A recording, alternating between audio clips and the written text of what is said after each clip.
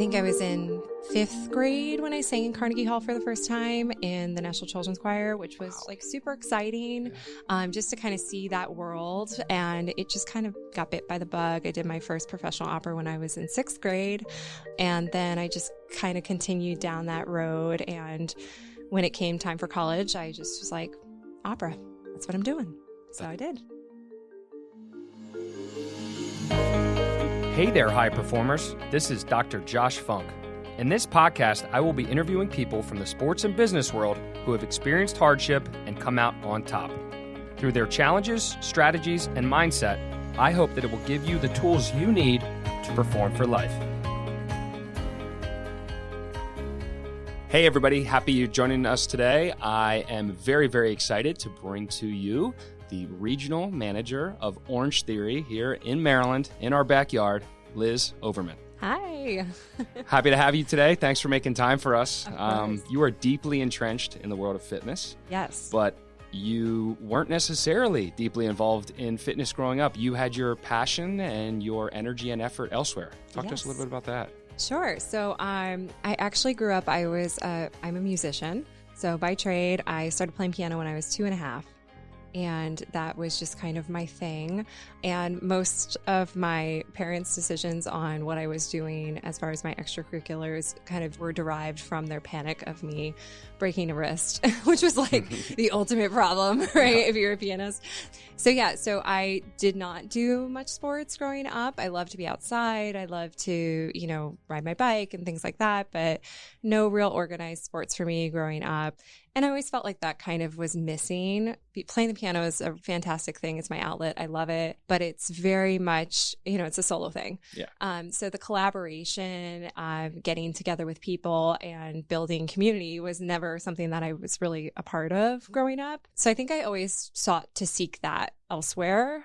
And now I really have it in my career, which has been such a blessing for me. Yeah, it's awesome. And for those of you that don't know, she also, did a little bit of singing, and she came in here today, and it was very, very natural, getting in front of the mic, positioning it.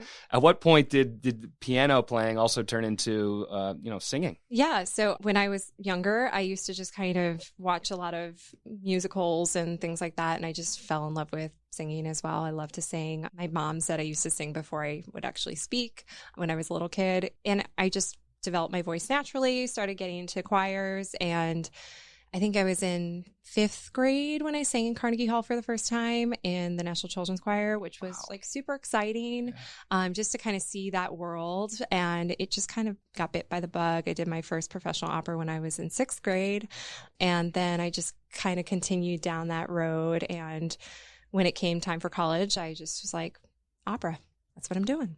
So I did. That's pretty amazing. And then did you sing all through college? Yeah. So my undergraduate degree is in voice performance. So I went to the Eastman School of Music and I studied voice performance. So it was all centered around singing. I studied language, I studied music theory, history, things like that. And then I decided to do my master's as well in the same vein. Pretty awesome. Pretty unique story. Things that I didn't really know a whole lot about until only recently. You pride yourself on being able to pivot. You were deep into the arts world, and then eventually athletics found you. At what point did you kind of pivot, not necessarily completely away from the arts, but more towards the athletics and fitness world? Sure. So after my undergraduate, I gained like the freshman 40 or something. And I realized that in art, it had become so much more of a visual thing. So making yourself look the part and to be able to be competitive was a real struggle, and it's something that you really do have to consider. So I was like, okay, so how can I make myself more healthy? And I started going to the gym. I took up running, and I really started to enjoy it. I actually have a funny story about when I got my triathlon bike, because I went into the road bike store and I was looking around and they're like, so what are you going to do? And I was like, I don't know. I used to love riding bikes when I was a kid. And I'd love to ride again. Like, okay, well, you kind of like the dirt trail kind of gal? Or you like, let's hit the road kind of person? I'm like, yeah, I don't do dirt. Like, road is good for me. So I get the road bike and they're like, so what are you going to do? I'm like, I don't know, like ride outside. I have no idea. And they were like, well, you should like do like a race or something. And I'm like, okay, well, they're like, do you know how to swim? I'm like, yes, I swam a little bit growing up.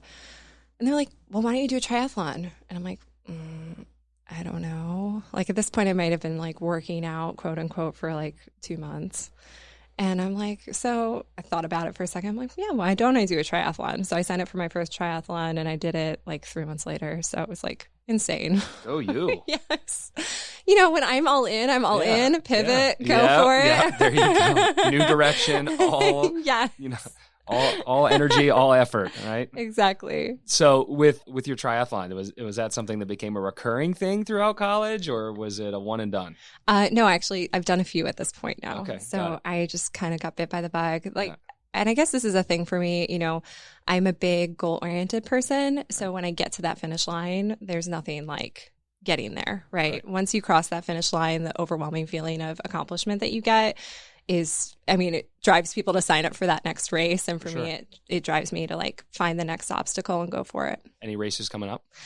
Unfortunately, not right now, but I'm excited for the possibility of some maybe in the fall. Okay. Very, very cool. Yeah. So you were jumping down this path with your own personal fitness, and then eventually you also got the bug to want to start working with people and help them on their personal fitness journey.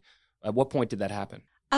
So I'm a student by trade. I just think always being a student is something that everybody should strive to do. I always love to learn and I want to know as much as I can about everything that I'm involved with. So as I started getting more passionate about fitness and my own health, I just wanted to learn more about it. One of those ways was like, okay, well, people who are credible in this field, what do they have? What do they do? And I figure that out and I try to go for it, whether it's like getting a CPT and becoming a personal trainer or getting nutrition certification, things like that, that I find ways to educate myself and become more credible.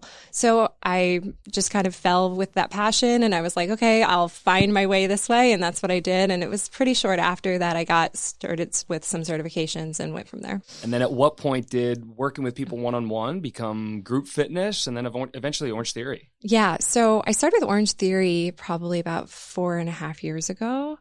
Before that, though, I'll backtrack. So before that, I actually worked in a small office in Bethesda when I first moved down to Bethesda in a research lab. And what my job was basically like a assistant project manager. But what I would do is one of our projects was the Jump ACL project, and we would go into the field with military people, and we would watch them move and study their body mechanics, and then we studied whether or not that would make them more prone in the future to have ACL injury, essentially. So you've been holding out on me, by the way. Yes, I have been holding out on you. I'm just going to chime in. That's something I did not know until right now, and I feel like that's something that I talk about all the time, or at least every day with being a PT. So there you go. Surprise. Yeah. Another one.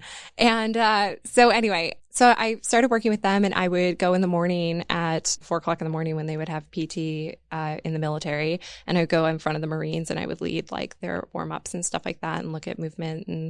And that started becoming really cool. I like to, the energy of the group. Again, this is going from like growing up with never having any kind of like group support with things that I was passionate about to like suddenly being in this environment where like, wow, I'm like passionate and I'm loving what I'm doing and I'm surrounded by other people who are passionate and like enjoying what they're doing as well. And I always feel that kind of drives even more excellence or like more excitement for me because I'm like, oh, it's like connectivity. Yeah, right? Exactly. You can't replace that community. You can't replace that feeling you have when you're all together. So I got involved with that, and that was interesting. And then once I kind of stopped with those projects, I was missing that again. And I stumbled across Orangetheory because my mother was a member, and she took me to my first class. And I thought I was like at that point in decent shape. And I went to my first Orangetheory class and I was sore for like 3 days. I couldn't even walk. It was really, really bad. And I was like, what is this thing? I need to know more about it. So when I went back, my mom got me like a little class pack and I started taking classes. And I lost like 20 pounds when I started doing it and just started really getting in shape. And I just felt so much stronger and healthier. And I was running a lot and my mileage went up and my times went down. And I just was really excited about the type of athlete I was becoming. With that being said, getting back to your childhood and the stuff that you're recognizing now about connectivity and team settings and group, and maybe I'm making an assumption here. When you were younger, would you have classified yourself more as an introvert? Was it an introvert in terms of, you being good at being alone and being by yourself? Were there any challenges in going from maybe that more introverted side of things towards a more extroverted environment where you're having to connect with people, having to talk with people on a regular basis? I'm like the biggest extrovert. So, okay. And I've always been that Imagine way. That, because singing, I imagine, is a little bit more like you're isolated, right? Piano, you're a little bit isolated. Yeah, and it was a struggle. I would literally like sit on my piano bench and I'd be like, I want to be outside. And I would just play. Yeah.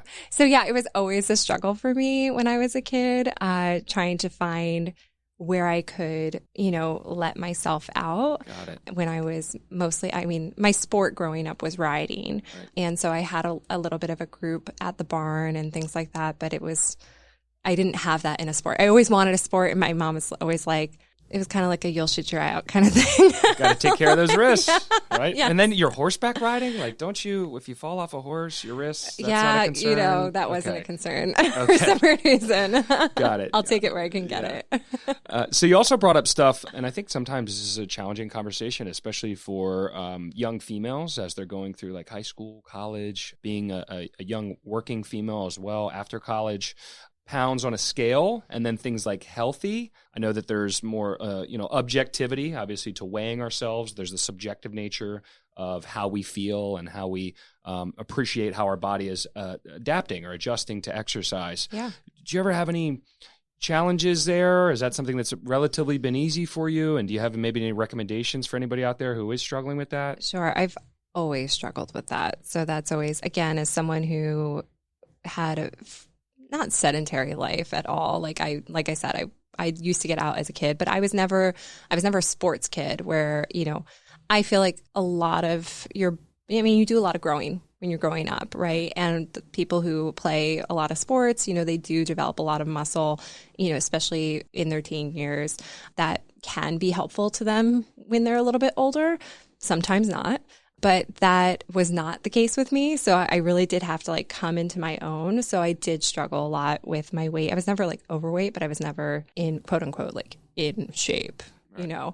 So I think for me, it was just being mindful. And I think that's the best thing that most people can do is like mindful of your activity level, mindful of what you're eating, mindful of how much you're drinking, because if you want to make lasting changes in general with anything, it's about creating an environment where you can make good choices, right? Whether it's I choose to work out 3 times a week, or I choose to, walk to the grocery store, or I choose to do, drink a bottle of water every day, like whatever those choices can be, like being mindful about things will make things stay. Absolutely. And we talked about it a couple times with other guests on the podcast, but those choices then become habits. Yeah. Mm-hmm. And then the habits really, that's what we'll talk about a lot is process, right? By focusing on the process of a healthy lifestyle as opposed to focusing on some of these objective benchmarks, right? That's the skill. I think we could probably agree, for a lot of people who aren't in a, bodybuilding position or they're doing the figure competitions, I don't know that a scale is all that necessary, to be quite honest. Not at all. We could talk about things like body mass index, BMI. That's a very, very dated approach.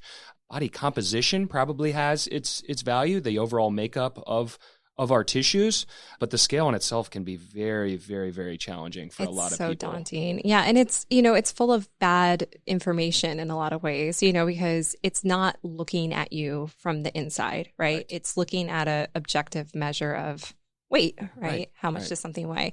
So, it's not saying, yeah, Liz, you weigh, 145 pounds, but, this much of it is coming from your muscle mass and this much of it is coming from your fat and stuff like that. So it's actually interesting in Orangetheory most recently. Beat me to it. I was just about to ask. There you go. Yep. So we're always rolling with the time. So body composition is something that we're trying to educate our members on. And what we've rolled out in our studios was the in-body scales. So we have those available in all of our studios now for our first-time guests who come in. You can get a body composition analysis as part of your initial onboarding with us, and part of that process. And then we can check your benchmarks as you move out. Because again, it's not just the number on the scale, right? How is your fat changing? How is your muscle mass changing? How do you feel? How are your jeans fitting, right? These are all things that I think make so much more of a difference in someone's life than the actual number on the scale.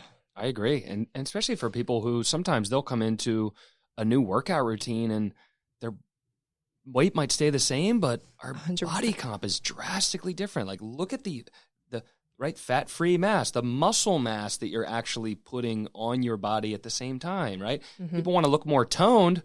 Well, looking more toned often, involves a negative in one area and an addition in the other area. You don't want to just lose all your weight and get down to bones. That's not typically a shape that people are often striving for. Instead, this more like toned, athletic look I hear a lot of people describing, and that involves, decreasing fat, the fatty mass, and ideally increasing some of the fat-free or muscular-related mass. So. Absolutely, 100%. Yeah, we have a nice little silhouette that we always train our coaches with like 3 people. They weigh exactly the same, and one is like very tall and stretched out, one is like that athletic build, and one is short. And they can all weigh the same, but what's inside is different. Just because something is visual doesn't necessarily mean that it's quote unquote healthy or right. Meeting what people are expecting as far as good benchmarks for, preventing chronic health problems and things like that. Absolutely. I mean, I even look at my sister going through being a college athlete. She played lacrosse at Ohio State, and her weight, when she was in college was definitely heavier. She was doing Olympic lifting all the time. She was doing squatting. She was doing a lot of barbell related work, and she would make mentions every now and then, like I'm buff or I'm jacked or whatever, and just she looked like she was about ready to go compete in a sport. I mean, your body is almost like your livelihood when you're out on the sport there, and you're preparing yourselves accordingly. Absolutely. And then now she's into, hey, I've had 3 kids. I'm working out regularly, but I'm not hitting all the weights that I'm used to. So just varied levels of what healthy might be given some of the things that we're involving ourselves in our lives. Absolutely. Right. It's like, when you're an athlete, your instrument is your body, right? Absolutely. So it's you need the instrument that's going to best serve what you're trying to accomplish and what you're trying to do. And I think if more people in general try to divorce themselves from that scale and the number and think about, okay, what do I want to accomplish with my body? Whether it's, fitting better in my jeans or living a longer time or running after my kids, having that kind of perspective is a much healthier kind of viewpoint in the numbers that we see and how we quantify success. Absolutely. And I can say from an Orangetheory standpoint, I mean, I've been a Clarksburg avid Clarksburg goer for a long period of time. I've bounced in a lot of the different places as well. Gaithersburg now with my new condo in Gaithersburg. But I've seen a lot of people have a lot of success with Orangetheory. I think there's a wide variety of different reasons why that is. Mm-hmm. What do you think are some of the main points for somebody who maybe has never walked through the doors?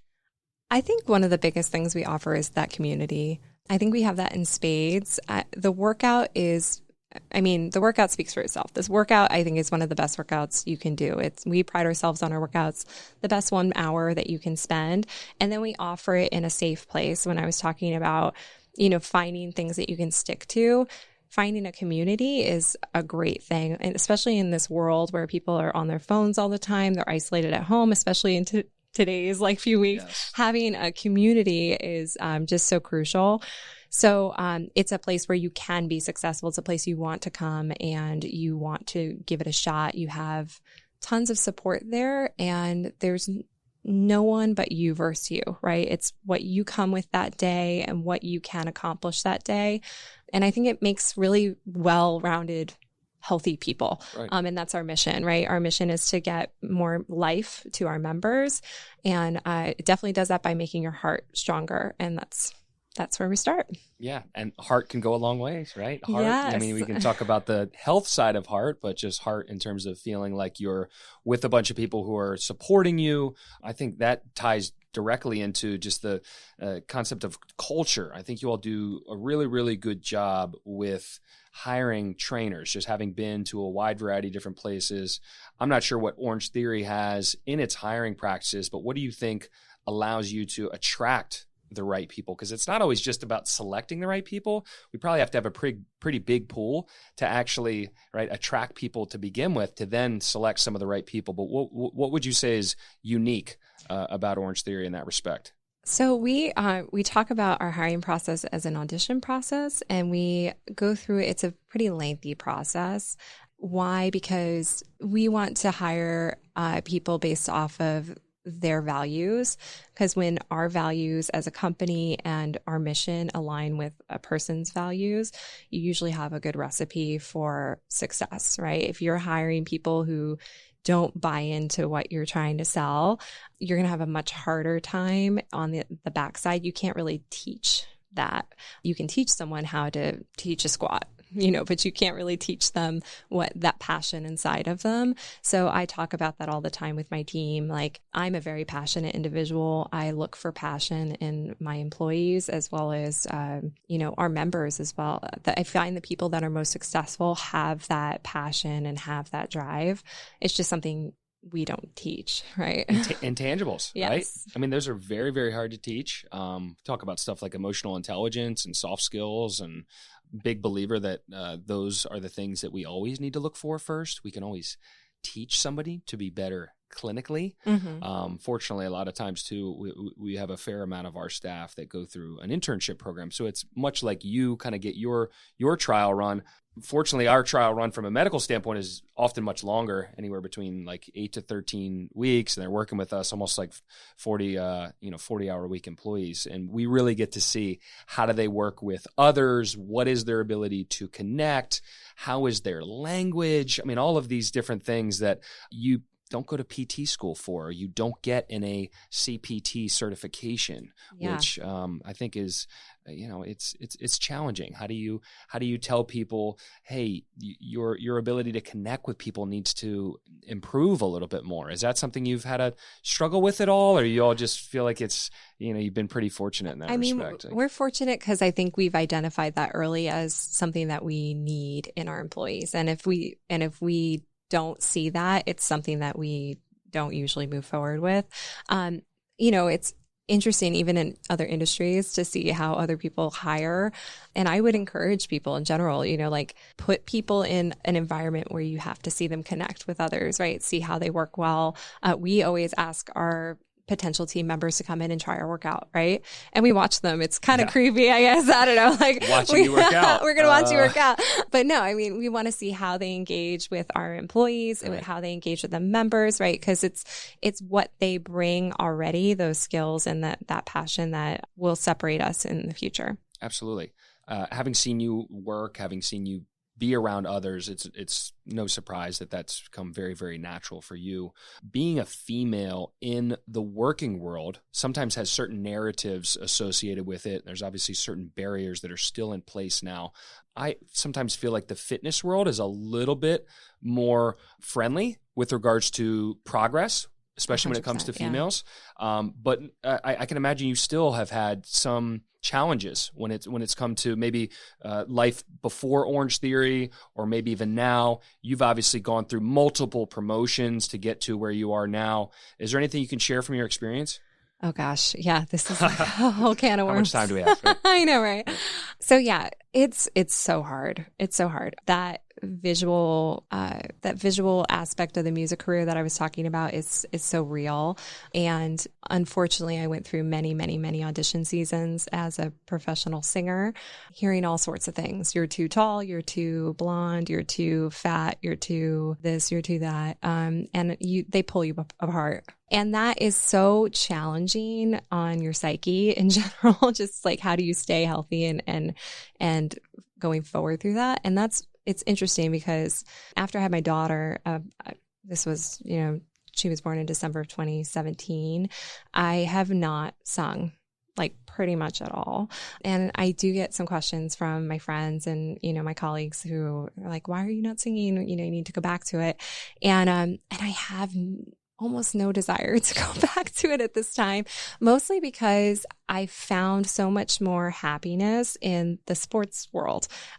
Fitness and athletics, people are just way more supportive of each other, lifting each other up and helping them, regardless of if you're black, white, female, male, whatever the case may be. It's a much more inclusive environment that I've found, and I personally have really enjoyed that. That being said, climbing the ladder a little bit within an organization always takes its challenges as well, having to navigate being a leader and doing that in a way where people want to follow you and respect you. But, women have all the stigmas too, where you can be the overbearing bad word. And, we got our first curse word on this podcast, and those types of things too. So having to balance, is really important and keeping things in perspective. But I agree. I think the fitness industry in general has just been really supportive of women and, being inclusive in general.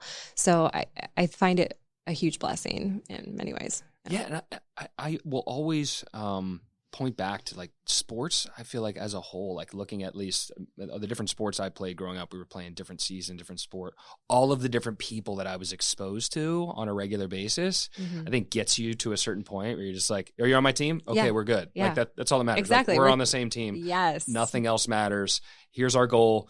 Okay, what can you do? What can I do? What can we do? And I think it does. I mean, it kind of breaks down those barriers a little bit more at a younger age, and the feeling that you're describing, being on a team, being in the fitness and athletics world, I think carries its way up towards this more. I mean, I would even say that we're not fitness, but we're a little bit more fitness focused. And I find myself, we have a lot of people that work with us that have been in the sports world that do easily fall underneath, say, an umbrella or a team. And it's very, very easy for them to all just buy in and have that co-working aspect towards common mission, common goals. Absolutely. So. Yeah. It's so important to have that. Everybody, the teamwork is where it comes from. So I agree 100%. Yeah. So through your promotions and your progression from a career standpoint, what would you say your greatest challenges are going from working with people in a more one-on-one environment? Sure. You've had experience, group instructor, and now you're overseeing multiple locations within the state of Maryland. What's that like? What have your biggest challenges been, or your biggest lessons that you've learned? I think for me, it's always goes back to the team, right? So in the beginning, you're the influencer, right? I can make the change because I work one-on-one with you, and I can control my education and what I type of information I give to you. And then the further removed you get from that, it's finding the people who run the play, right? Finding the people who have similar ideas and similar goals, and trusting them and empowering them with your team, right? Because, as I get further away, it always, it's bittersweet because I go back to some of my studios and, I used to be their head coach, or I used to be their coach. And now I see people and they're like, we never see you anymore. And I'm like, but all the decisions that I'm making now influence you daily. And I have to remind myself that, I'm making bigger decisions now and impacting these people's lives just in a different way and my team is my extension of me. And they do a fantastic job. So it's just really exciting. I love that. It's very exciting, but also extremely challenging at times, yes. Right? I mean, you are making decisions that are impacting multiple people versus starting out in personal training. You're like, oh, I'm just working with this one person, right? Which is great. Yeah, it's great. Yeah. And then group fitness, right? I've got my class, but now your trickle down effect is really, really big. I know that we've both shared a lot of experiences, and we've communicated a ton during the just current public health situation that's going on right now. Definitely being emotional for each one of us. Yeah. Dealing with complexity, uncertainty, really probably never having anything that happens be perfect as a result of this for anybody, right? Yep. Is there anything that you've kind of learned about yourself or kind of used to help reframe where you're at, how you're feeling about things? Because I know, I feel like I wake up every day, I'm just like, what's next? What's going to happen here? How are things going? What decision am I going to have to make for, a small group of people, a bigger group of people? Is there anything that's really helped you kind of just stay steady throughout everything that's going on? I think just having constant checkbacks with the team has been really helpful. I'm really big on clarity and transparency in general. It's something I always tell my team, I'm an open book. You can ask me anything. I will tell you as much as I can, always, because I think that empowering them with that knowledge helps them buy back into our mission. And I think here, like, people have lots of questions, right? They have lots of uncertainty. And as much as a leader, I can provide them with some answers and some tangible things that they can wrap their heads around. I think it's much more helpful. It, quells the panic and helps people really continue to strive towards the mission and the team and staying all on the same page, because it's very uncertain. It's scary. It's not easy, right? No. You're on a rocky ship and you're like the captain and you're like, all right, this boat is rocking, but I'm trying to tell everybody it's not rocking. Yeah. Right? Or it's just rocking a little bit. Yes. So, and I'm sure we're going to have more conversations on that as well. But to wrap up today, how can people stay connected with you? How can they reach out to you if they want to learn a little bit more about you or see if they can get any advice or recommendations? Sure. So you can follow me on Instagram. It's Liz Overmann with 2 N's. And I'm also on Facebook, and you can reach out to Orangetheory, or you can email me, md.gm.1@Orangetheory Fitness, and that's my email, and you can reach out, and I'd love to hear from you. Awesome. Thanks for making time for us today. Of course. Thank you, Josh. Thank you for listening to the High Performers Podcast. We want to encourage you to join the conversation, access the show notes, and catch our latest episodes on the website. Please head to highperformerspodcast.com. And if you enjoyed the podcast, we'd love for you to subscribe, rate, and give us a review on Apple Podcast. Until next time, thanks again for listening.